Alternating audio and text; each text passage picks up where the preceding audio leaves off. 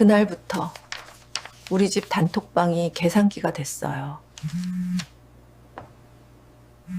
오늘 이야기는 대전 유성구에 사는 63살 박정숙 가명의 사연입니다.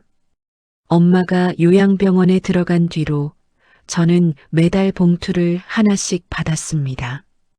치료비 봉투, 약값 봉투, 그리고 제일 무서운 봉투, 간병이라고 적힌 봉투요. 사실 간병은 마음의 문제가 아니라 돈의 문제가 되더라고요. 요즘 간병비가 얼마나 드는지 기사만 봐도 숨이 막힙니다. 간병비 부담이 커지면서 간병 파산이라는 말까지 나오고 가족이 직접 돌보는 사람이 더 늘 거라는 경고도 계속 나오죠. 그런데 며칠 전 저는 뉴스를 하나 봤습니다. 요양병원 간병비, 중증 환자부터 건강보험으로 지원. 그 소식이 퍼지던 날 저희 집은 이상하게도 조금도 기쁘지 않았습니다. 엄마는 88살이었습니다. 고집 세고 잔소리 많고 그래도 제겐 엄마였어요. 그날도 나 괜찮다 하던 엄마가 부엌에서 접시를 들다가 갑자기 주저앉았습니다. 병원에서는 말했죠. 연세가 있으셔서 회복이 오래 걸 수 있어요. 요양병원으로 옮겨서 재활을 보셔야 합니다. 처음엔 며칠이면 끝날 줄 알았습니다. 그런데 요양병원은 입원이 아니라 생활이더군요. 문제는 거기서부터였어요. 병원비는 건강보험이 어느 정도 잡아주는데 간병비는 아직도 많은 경우가 개인이 감당해야 하는 영역이잖아요. 그래서 정부가 간병 부담을 줄이기 위해 급여화를 단계적으로 추진하고 시범 사업을 해왔다는 소식도 저는 그때 처음 제대로 봤습니다. 엄마 병실 앞에서 저는 계산기를 두드렸습니다. 그리고 그날부터 제 인생은 달력보다 입금일을 먼저 세는 사람이 됐습니다. 요양병원에 들어가면 사람들이 제일 먼저 묻는 게 이거더라고요. 거기 간병 개인 간병이에요? 공동 간병이에요? 저는 처음엔 그 말이 무슨 뜻인지도 몰랐어요.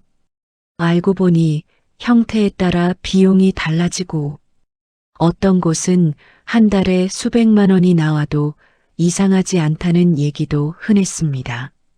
실제로 간병비는 월 수백만 원 부담이 된다는 보도도 계속 나오고요. 저희는 결국 간병인 한 명이 여러 환자를 보는 방식으로 간신히 버텼습니다. 그래도 엄마가 밤에 뒤척이고 욕창 걱정이 생기면 추가 간병 이야기가 나오기 시작했죠.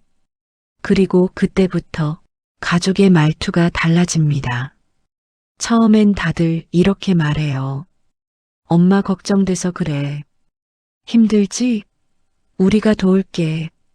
그런데 비용이 구체적으로 찍히는 순간 사람은 본능적으로 계산기를 들더군요. 그 뉴스가 뜬 날이었습니다. 요양병원 간병비, 중증 환자부터 단계적으로 건보 지원. 사람들은 희망이라고 말했죠. 월 200만, 260만 원 수준이던 부담이 줄 수도 있다는 전망도 있었고요. 하지만 저는 그 뉴스를 보자마자 등골이 싸늘했습니다. 왜냐하면 우리 집은 희망이 아니라 정산부터 시작할 게 뻔했거든요. 그날 저녁 단톡방이 울렸습니다. 오빠, 야, 그거 봤냐?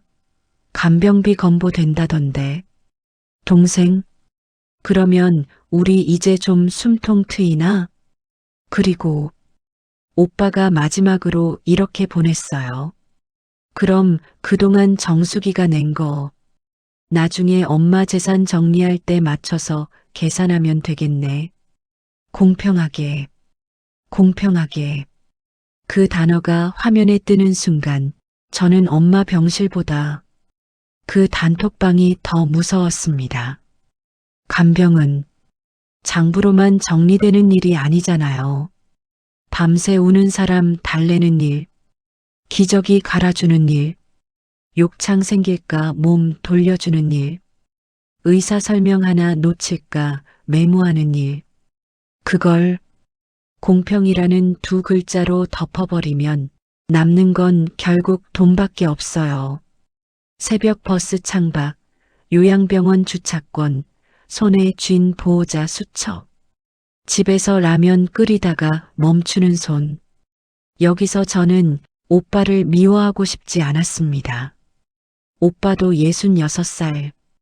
퇴직하고 본인 몸도 성치 않아요. 동생도 60살. 손주 봐주느라 허리 아프다 해요. 다들 힘든 거 알아요. 근데 이상하죠. 힘든 건 다 같이 아는데 감당은 꼭 한 사람 몫이 됩니다. 그 이유는 단순해요. 가장 가까운 사람이 하니까. 내가 딸이니까. 내가 자주 가니까.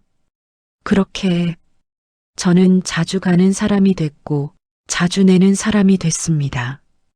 그리고 단톡방은 제가 낸 돈을 기록하기 시작했죠. 이번 달은 얼마 나왔어? 영수증 있어? 통장 내역 찍어봐. 엄마 병실 앞에서 제가 듣고 싶은 말은 그런 게 아니었어요. 정수가 너 괜찮니? 오늘은 내가 좀 쉬어. 그런 말 한마디가 사실은 돈보다 더 절실했습니다.